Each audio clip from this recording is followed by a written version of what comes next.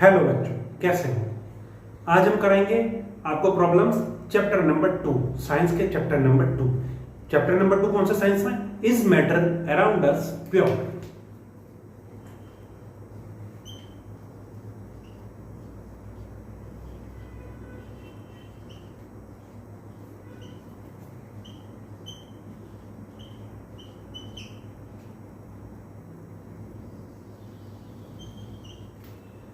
तो स्टार्ट करते हैं problems of chapter number 2, is matter around us pure. ये है question number 1। Which separation techniques will you apply for the separation of the following. मैंने techniques यानी लिखी है, मैं सिर्फ आंसर लिखूंगा। तो जो आपके बुक में दिया हुआ है उनकी सेपरेशन टेक्निक्स आपको बतानी है। फर्स्ट क्या दिया हुआ है? Sodium chloride from its solution in water. Sodium chloride it means common salt, जो हम घर में यूज करते हैं सोडियम क्लोराइड होता है। Sodium chloride from its solution in water. Sodium chloride को इसके सॉल्यूशन ऑफ वाटर में अगर इसको मिला दें तो इसको हम कैसे अलग करेंगे? सोचिए कैसे अलग करेंगे। सोडियम क्लोराइड के सॉल्यूशन को हम इवेपोरेशन टेक्निक से अलग करेंगे।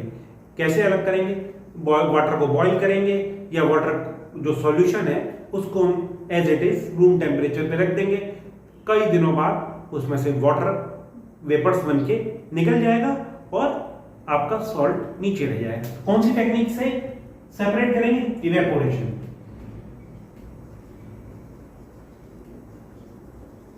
इवेपोरेशन टेक्निक से सेपरेट करेंगे कॉमन सॉल्ट, सोडियम क्लोराइड और वाटर के सॉल्यूशन को। बी क्या है? Ammonium chloride from the mixture containing sodium chloride and ammonium chloride.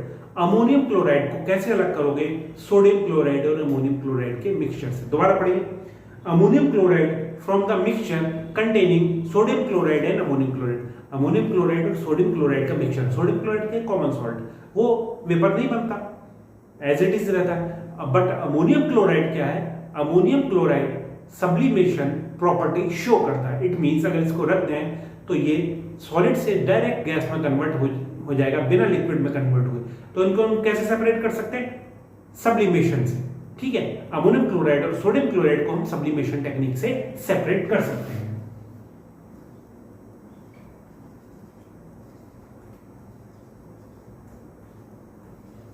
Sublimation, ठीक है। सी आइए।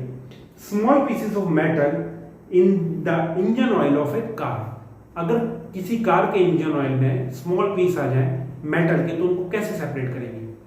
सीधी सी बात है, उसको हम छान लेंगे, मतलब फिल्टर कर लेंगे। इट मींस फिल्ट्रेशन टेक्निक से उनको हम अलग करेंगे।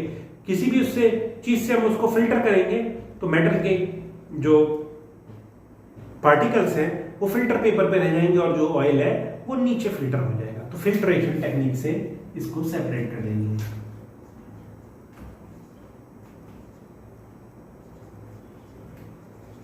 Filtration, okay.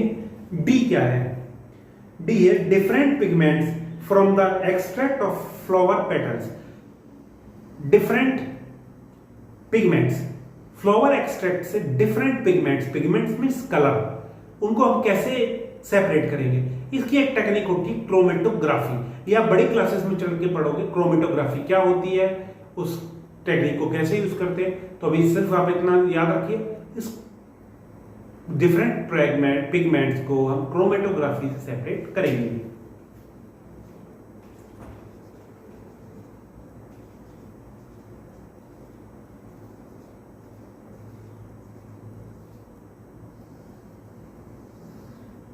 ठीक है, अब ई पे आइए, फिफ्थ पे। Butter from curd. कर्ड में बटर को कैसे हम सेपरेट करेंगे? ये मैंने अपने लेक्चर में ही पढ़ा था। किस मेथड से? जब मिक्सी चलती है या हम कर्ड को चलाते हैं, किस मेथड से सेपरेट होती है? कर्ड बाहर आ जाती है और बटर बाहर की तरफ आ जाता है और जो बटर मिल्क होता है वो सेंटर की तरफ आता है। किस टेक्निक से? सेंट्रीफ्यूगेशन।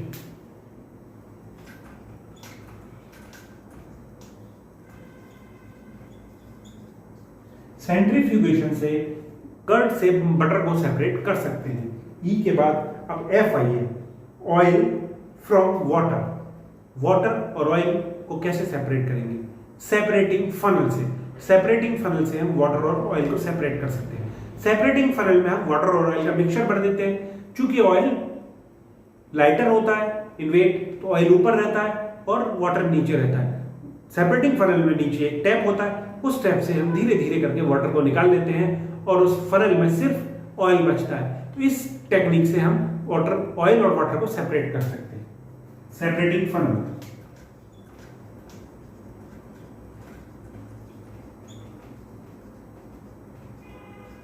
सेपरेटिंग फनल से जी क्या है? Tea leaves from T. Tea leaves को टी में से कैसे अलग करेंगे? टी मतलब जो हम घर पे चाय बनाते हैं, वो टी, बागान वाली टी नहीं। घर पे जो हमने चाय बनाई इसको हम कैसे करते हैं? छलनी से हम छानते हैं चाय को, इट मींस फिल्टर करते हैं। तो फिल्ट्रेशन टेक्निक से टी लीव्स को टी से सेपरेट कर सकते हैं।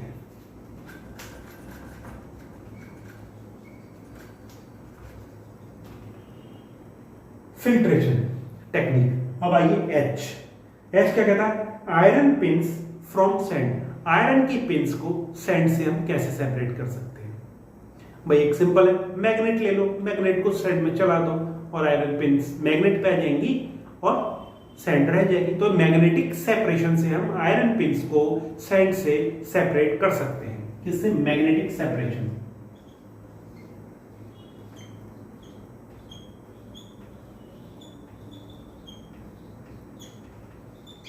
ओके, अब आई व्हीट ग्रेन्स फ्रॉम हस्क। भूसा, हस्क मतलब भूसा जो होता है। व्हीट ग्रेन्स, गेहूं के दानों को हम भूसे से, हस्क से कैसे सेपरेट कर सकते हैं? आपने देखा होगा गांव में जब हस्क और व्हीट को हम जब थ्रेशर से निकालते हैं तो व्हीट ग्रेन्स को हस्क से कैसे अलग कर सकते हैं? विनोइंग मेथड से। विनोइंग मेथड क्या है? हम ऊपर से उस मिक्सचर को डालते हैं, हवा तेज चलती है, हवा से हस्क दूर चला जाता है, व्हीट ग्रेन्स वहीं गिर जाते हैं। तो इस टेक्निक से हम व्हीट ग्रेन्स को सेपरेट कर सकते हैं हस्क से, विनोइंग। ओके, जे क्या है? Fine mud particles suspended in water. Fine mud particles suspended, fine mud particles suspended in water. हम क्या करेंगे? पहले हम उसको, पानी को शांत होने के लिए रख देंगे बहुत देर के लिए। उस प्रोसेस को क्या बोलते हैं? डिकेंटेशन। ठीक है, जब वो प्रोसेस हो जाएगा, सारा फाइन पार्टिकल्स नीचे आ जाएंगे उसकी तली में, उसके बेस में, उसको हम फिर फिल्टर कर लेंगे। इसमें दो मेथड यूज होंगे, डिकेंटेशन एंड फिल्ट्रेशन। समझ गए? ठीक है, चलो बढ़ते हैं नेक्स्ट क्वेश्चन की तरफ।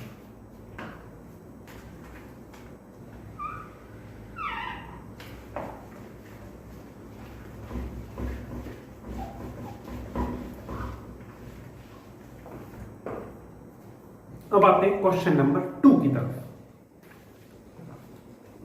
क्वेश्चन नंबर 2 क्या कह रहा है?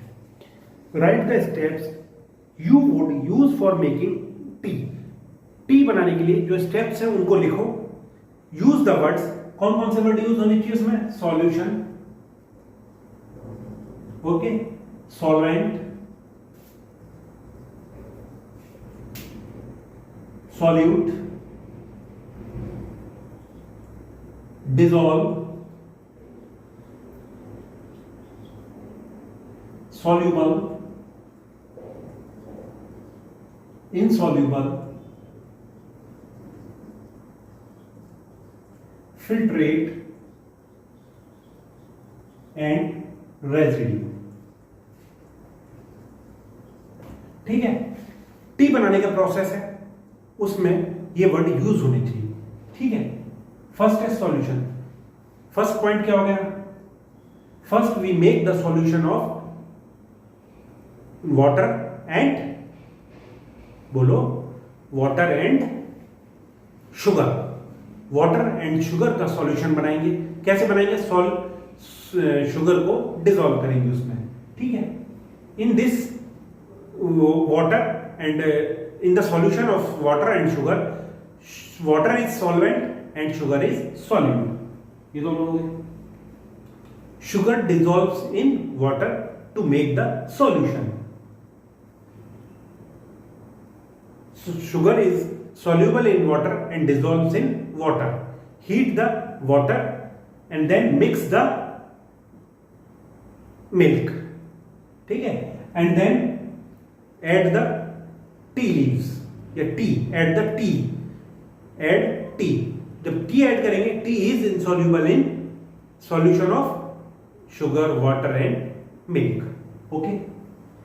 After heating, we use filtration technique, filter the solution of, filter the tea so that the residue comes in the sieves या filter paper जो भी है जिससे हम फिल्टर कर रहे हैं टी को, रेजिड्यू ऊपर रह जाएगा and the tea comes as a result of filtrate. ठीक है, ये हम प्रोसेस पूरा यूज करेंगे. चलो,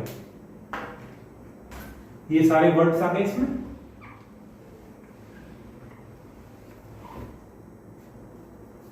अब आइए question number 3.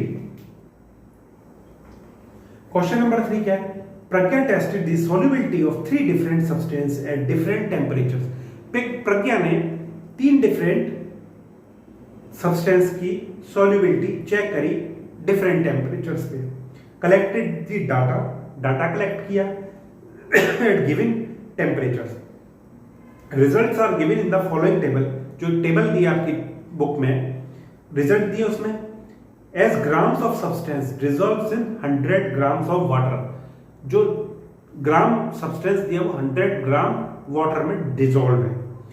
To form a saturated temperature. क्या है मैं अभी लिखता हूं, फिर आपको बताता हूं. तो ये टेबल दी आपकी बुक में. Potassium nitrate, potassium nitrate, sodium chloride, potassium chloride और अमोनियम क्लोराइड. ये 4 सब्सटेंस हैं 283 डिग्री पे. इनके जो ये सब ये दिया है, ये क्वांटिटी है 100 ग्राम्स सॉल्वेंट में डिसॉल्व कितना हुआ है. ठीक है, डिफरेंट टेम्परेचर पे. इट मींस 283 डिग्री सेंटीग्रेड पे सैचुरेटेड सॉल्यूशन पोटेशियम नाइट्रेट का 21 ग्राम पोटेशियम नाइट्रेट को हम डिसॉल्व करेंगे तो सैचुरेटेड सॉल्यूशन बन जाएगा. ठीक है, अब पूछा गया ए, what mass of potassium nitrate would be needed to produce a saturated solution of potassium nitrate in 50 grams of water at 313 Kelvin. ठीक है, 50 ग्राम ऑफ वाटर में सॉल्यूशन कितना हमको पोटेशियम नाइट्रेट डिसॉल्व करना पड़ेगा जिससे कि सैचुरेटेड सॉल्यूशन हो जाए. कितने डिग्री सेंटीग्रेड पे? 313 ये रहा. ये कितने डिग्री सेंटीग्रेड, कितने उसमें, ये 100 ग्राम्स में सॉल्यूशन हमने 62 ग्राम पोटेशियम नाइट्रेट को डिसॉल्व किया. 100 ग्राम वाटर में 62 ग्राम पोटेशियम नाइट्रेट को हमने डिसॉल्व किया तो सैचुरेटेड सॉल्यूशन बना. 50 ग्राम वाटर में कितना पोटेशियम नाइट्रेट डिसॉल्व करना पड़ेगा जिससे कि सैचुरेटेड सॉल्यूशन बन जाए. 100 gram water need is equal to 62 gram KNO3. Okay, 1 gram water need 62 upon 100 gram KNO3. Then 50 gram water need 62 upon 100 into 50. कितना आ गया? 31 ग्राम KNO3. 31 ग्राम KNO3 की जरूरत पड़ेगी अगर हम 50 ग्राम वाटर लेंगे सैचुरेटेड सॉल्यूशन बनाने के लिए 313 डिग्री केल्विन पर. 313 केल्विन पर. चलिए बी में आते हैं.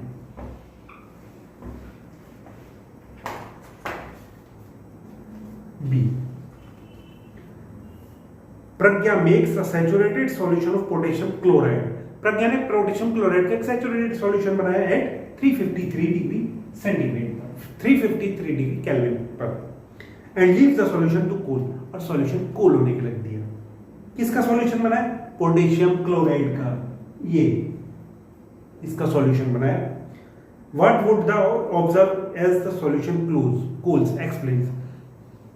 As the solution cools, we get the crystals of potassium chloride because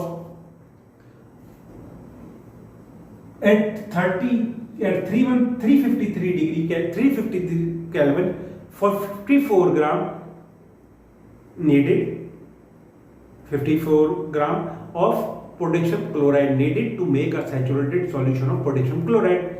But when we cool it and allow it to attain the room temperature, then excess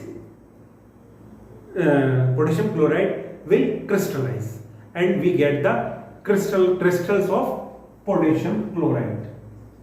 ठीक है, हम उसको जब कूल करेंगे तो जो एक्सिस में हमारा डिसॉल्व हुआ था वो क्रिस्टल के रूप में बाहर आ जाएगा और हमें पोटेशियम क्लोराइड के क्रिस्टल्स मिल जाएंगे. चलो सी पे चलते हैं. सी क्या कहता है? Find the solubility of each salt at 293 Kelvin. Which salt has the highest solubility at this temperature? At 293 degree centigrade, 293 Kelvin, ये ठीक है, ये 293. Solubility क्या है? To at 293 degree, at 293 Kelvin, solubility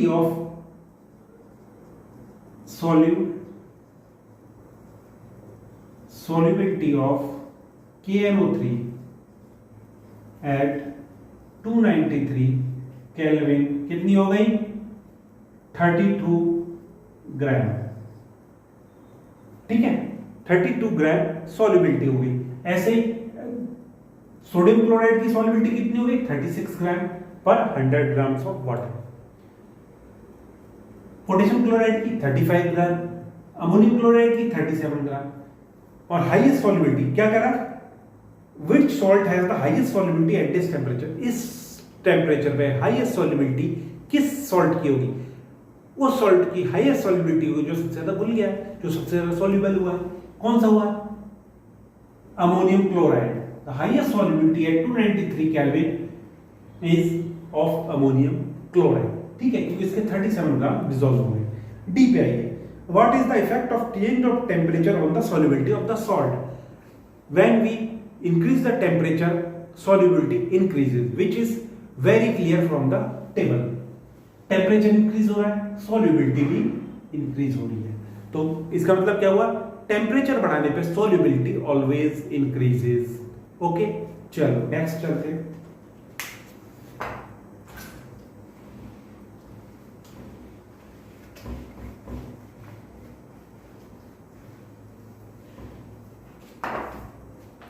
fourth है explain the following giving examples.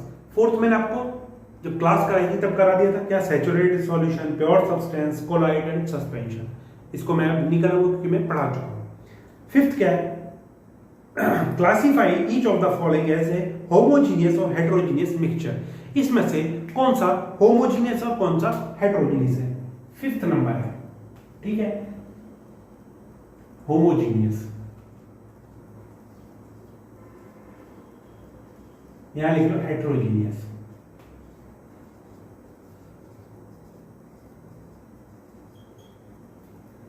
क्या क्या substance दी हैं? होमोजीनियस कौन सा? हेटेरोजीनियस. होमोजीनियस मींस उसका सारी प्रॉपर्टी हर पॉइंट पे सेम रहे, यूनिफॉर्म मिक्सचर हो.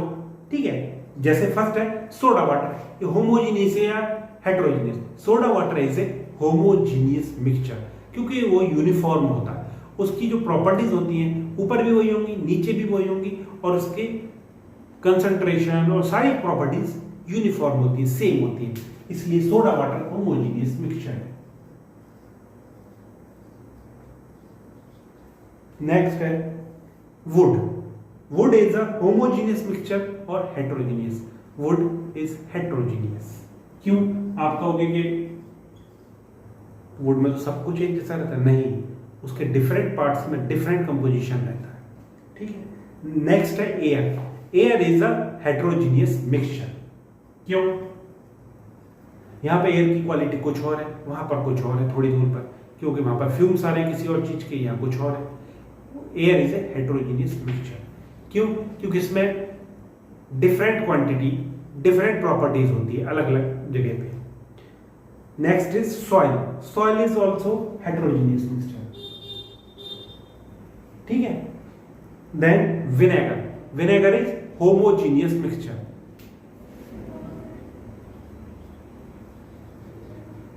ओके, विनेगर के बाद आता फिल्टर्ड टी। टी क्या है? Homogeneous mixture.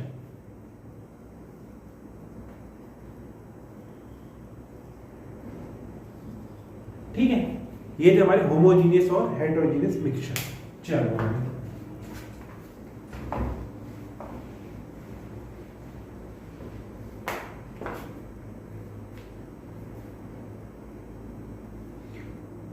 How would you confirm, sixth क्या है?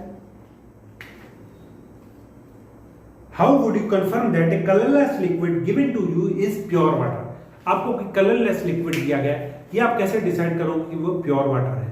प्योर वाटर का बॉइलिंग पॉइंट 100 डिग्री सेंटीग्रेड होता है। चाहे वो वाटर कहीं से भी लिया जाए, उसका बॉइलिंग पॉइंट 100 डिग्री सेंटीग्रेड ही होता है। हम उसको बॉईल करेंगे, अगर वो 100 डिग्री सेंटीग्रेड पर बॉईल हुआ तो it means that is a pure water. ठीक है, बहुत छोटा आंसर था, बस थोड़ा सा ट्रिकी था। आपको उसको बॉईल करना है, वो 100 डिग्री सेंटीग्रेड पे बॉईल हो गया तो वो प्योर वाटर है, और नहीं तो वो इम्प्योर वाटर है। सिक्स्थ के बाद आइए सेवंथ। ये है question number 7। Which of the following materials fall in the category of pure substances. इसमें से कौन सा मटेरियल प्योर सब्सटेंस की कैटेगरी में आता है? Ice, yes it is pure. क्यों? क्योंकि वाटर से ही मिलके बनी होती है, वाटर प्योर होता है। प्योर की बात कर रहे हैं। Milk, not. मिल्क वाटर और फैट और इम्प्योरिटी से मिलकर बना तो मिल्क प्योर नहीं होता है। Iron pure, hydrochloric acid pure, calcium oxide pure, mercury pure, brick pure नहीं होती, वुड प्योर नहीं होती, एयर भी प्योर नहीं होती। ठीक है, मरकरी प्योर होता है, कैल्शियम ऑक्साइड प्योर होता है, हाइड्रोक्लोरिक एसिड प्योर होता है, आपका आइस भी प्योर होता है। बाकी ब्रिक में भी इंप्योरिटीज होती हैं, वुड में भी इंप्योरिटीज होती है, एयर में तो इंप्योरिटीज होती ही है। ठीक है, चलो ये क्वेश्चन बताने में इतना टाइम नहीं लगना जितना लिखने में। ये question number 8। Identify the solutions among the following mixture. ये कुछ मिक्सचर्स हैं, इसमें सॉल्यूशन हमें बताना है कौन सा सॉल्यूशन है। सॉइल, सॉइल सॉल्यूशन नहीं है। ठीक है, सी वाटर, सी वाटर सॉल्यूशन है किस किस चीज का? वाटर का, सॉल्ट का। ठीक है, एयर क्या है? सॉल्यूशन है डिफरेंट टाइप ऑफ गैसेस का। कोल सॉल्यूशन नहीं है, बट सोडा वाटर सॉल्यूशन है गैस का और लिक्विड का। Okay, question number 9। Which of the following show the Tyndall effect. Tyndall effect क्या है? Tyndall effect is scattering of light by colloidal solution और fine suspension. Okay, salt solution colloidal solution नहीं है, नहीं show करेगा। Milk colloidal solution है, show करेगा Tyndall effect. Copper sulphate solution colloidal solution नहीं है, शो नहीं करेगा। स्टार्च सॉल्यूशन कोलाइडल सॉल्यूशन है, ये टिंडल इफेक्ट शो करेगा। ओके, आप इसके फंडामेंटल पढ़िए तब आपको क्लियर होगा। ये जो मैंने पढ़ाया है उसको अच्छी तरह पढ़िए, बुक पढ़िए आप, उससे आपको ये सब चीज अपने आप क्लियर हो जाएगी, आप खुद सॉल्व करोगे।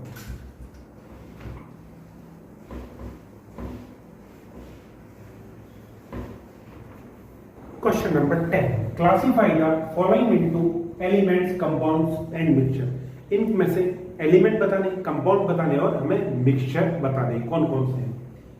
एंड सोडियम क्या है? Sodium is an element.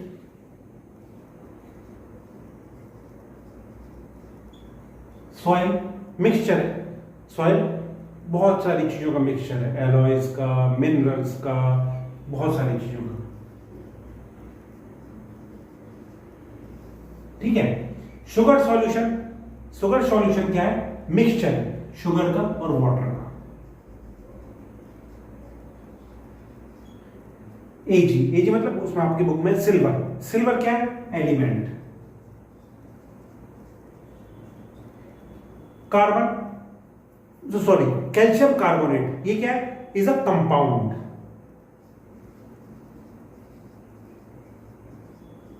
Tin, SN, tin element है। Silicon element. Coal mixture. Okay, air mixture, soap compound, CH4 मतलब methane compound, carbon dioxide compound, and blood is a mixture. Clear? इस तरह से ये question हुआ। चलो नेक्स्ट की तरफ चलते हैं।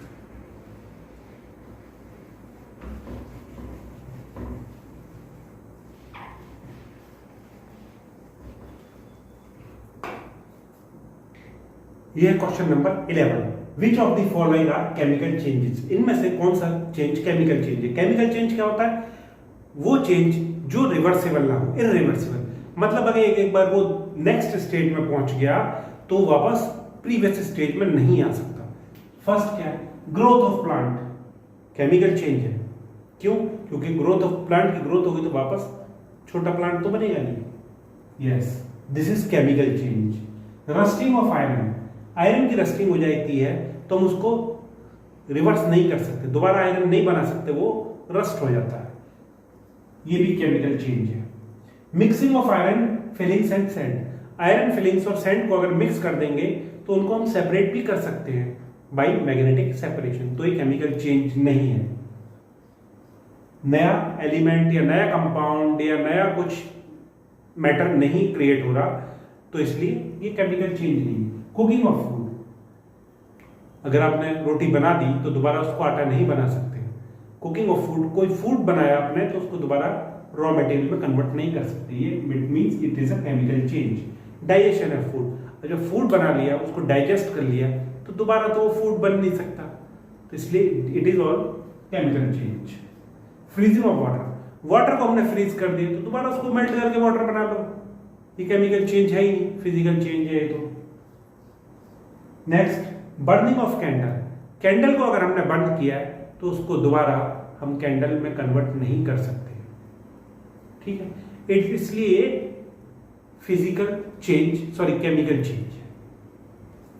तो बच्चों इस क्लास में बस इतना ही। ये एक्सरसाइज आपकी यहीं पर खत्म होती है। इस चैप्टर को बहुत अच्छी तरह पढ़िए और खुद क्वेश्चन करने की कोशिश करिए। मेरे सॉल्यूशंस मत देखिए, मैंने सॉल्यूशन सिर्फ आपकी प्रॉब्लम दूर करने के लिए बनाया, आपको इजी वे में आगे जाने के लिए। पहले आप खुद करिए, नहीं आते तब देखिए इनको। तो बच्चों मिलेंगे जल्दी हम नेक्स्ट क्लास में, तब तक सी यू, टाटा, गुड बाय।